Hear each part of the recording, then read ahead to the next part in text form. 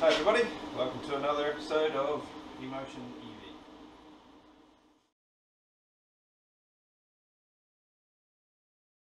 EV. So it's been a little while since I checked in with you last, and there's been quite a bit going on in the meantime. Been very busy with holidays such as Easter and New Zealand's Anzac Day, which is commemoration of the Gallipoli landings in World War One. And had a trade show that I've attended on behalf of the Association for Promotion of Electric Vehicles in New Zealand. And then a couple of weeks after that I attended another trade show for the Go Green Expo, where I showed off progress so far on the little red car. And so I just thought I'd catch you up with what I've actually done in the meantime, and stay tuned.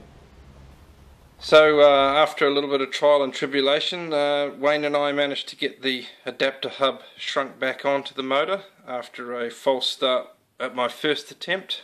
I didn't get it quite hot enough, so the hub stuck about halfway down the shaft. So thanks to Wayne with his hydraulic pullers, we managed to get that off pretty easily, and heated it up a bit hotter this time and popped it all the way down. So I have checked the magic number with verniers, and from the face of the adapter to the top of the gearbox adapter plate, we've got exactly 13.85, which is close enough for government work. I'm very happy with that, so let's go. There's the flywheel just sitting on the hub, see what it looks like. Got a beautiful spin there. Wayne and I spent some time with the dial test indicator, and we tried all 6 locations of the bolt holes, and we worked it to the minimum run out we could find. So over here we've got the clutch pressure plates. Here's the original one. Still looks like it's got a bit of life left in it. And the new one, which is quite clearly a little larger. In fact, it's got another extra 10mm on the pressure plate face, and those springs look significantly heavier to me as well. So this is a stage 1 competition clutch, and let's hope it stands up to the rigours of running the AC35X2. So today's going to be a big day.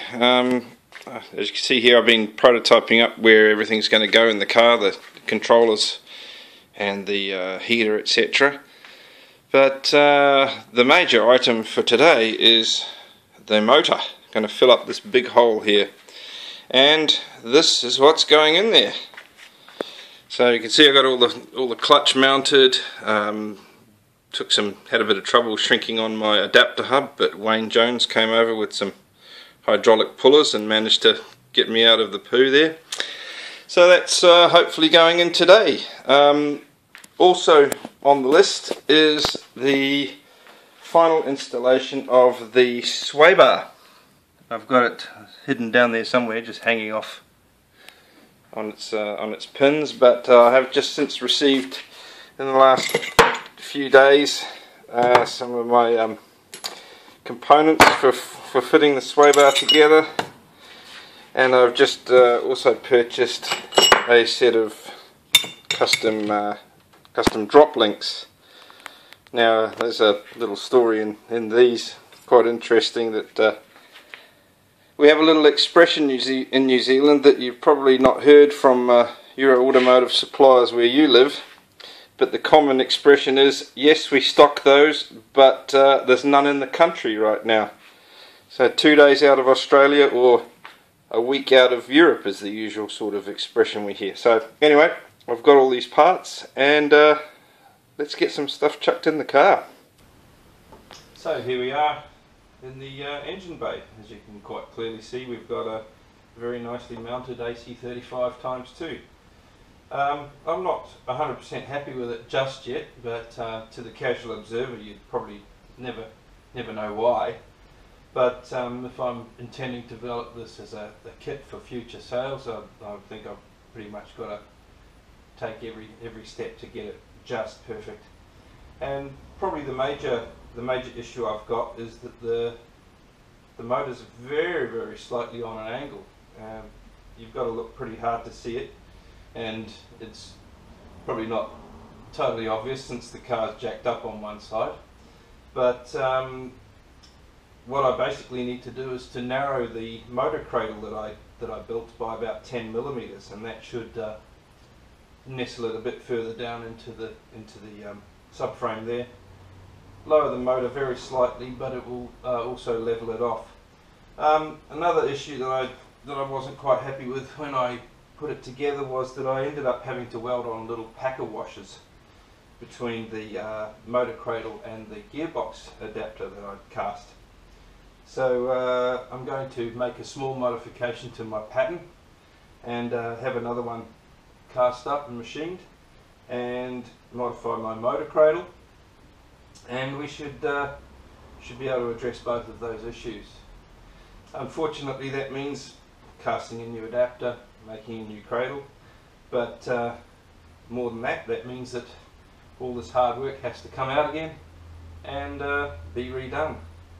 So hopefully I'll do a little bit of a time lapse and show you it coming out, and then I'll be able to recap you on the clutch and flywheel and my flywheel adapter, which I, in my haste, forgot to video the first time. Also, what I've managed to finish since the last video was the sway bar mount. I may have mentioned it previously, but basically what happens in this car is that the MX-5 sway bar runs straight through the middle of the engine bay, roughly at the middle of motor height. So obviously that's a bit of a problem with the long AC35X2 motor here. So with a little bit of searching on the internet, I discovered that the crazy people who shoehorn V8s into these cars quite often use a BMW E36 sway bar, which has a drop center.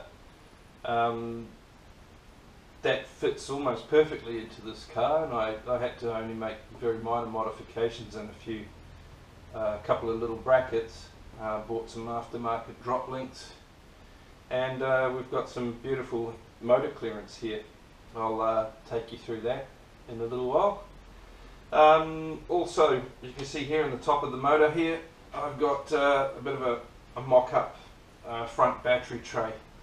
So I'm going to take 20 cells up the front here, and I'm intending to squeeze all of my shunt and fuse and battery isolator, all for the negative side of the pack, all up in this little area here. And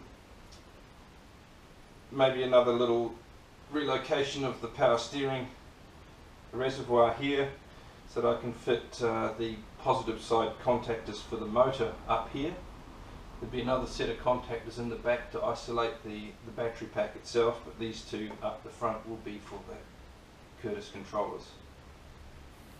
Okay, so here's the motor all mounted, and I'll just sort of indicate to you the problem I mentioned just a minute ago was about the horizontal misalignment of the motor. You can see it quite clearly here with the mock-up battery rack in the front there. You can see that there's a definite drop to the right.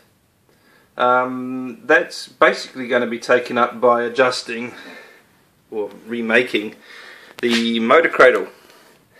You can see engine mounts fixed in the original positions left and right, and what happens is that the right hand mount that you're looking at right now has a bolt hole, and on the left hand side it has a bolt slot. So that means if I narrow the cradle, it will move very slightly to the right overall, and the left hand side will slide down. That should level up the motor just perfectly.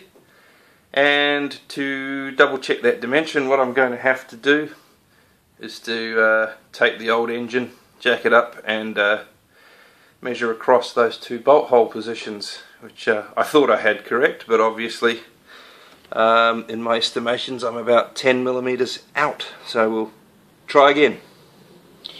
So overall I'm very pleased with the look, and I'm really looking forward to to putting the final version in a couple of weeks' time, I hope.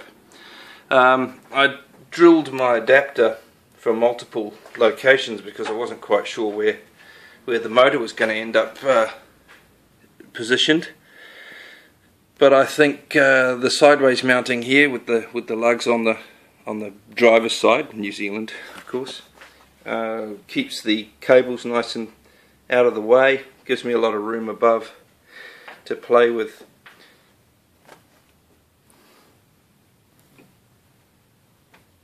So the cable bracket, top left hand side, like I said before, the bracket go on there. Nobody can see the fact that it doesn't quite align.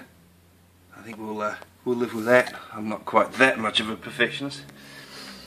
Something I wanted to cover off while I was here was this little contraption that I've put up here on the brake booster line. I haven't got the vacuum pump in yet, obviously, so you can see an unpopulated hose tail at the bottom of this. But what this is it's a pressure snap switch, or a vacuum pressure snap switch. Actually comes from a Land Rover. What this does is, if the vacuum in the system isn't high enough, the snap switch earths, and it wired in series with the low brake fluid warning light, which is also wired in series with the handbrake. So what happens is, if I lose vacuum for any reason, the handbrake light will come on, which is a requirement of the New Zealand rules and easily complied with. Okay, so I know it's been a long time coming, this latest update, but it's taken probably about 3 months to film this one. But things are progressing slowly. It's pretty cold here. It's the middle of winter in New Zealand. It's not Cape Girardeau cold, but it's cold enough for us, so kind of chases us out of the garage when it gets a bit like this. So the project continues. I'll fill you in about the battery box and the mounting of the controllers on my next episode, but in the meantime I'll be off to FCon a week on Sunday, and I'll fill you in when I get back. Catch you later.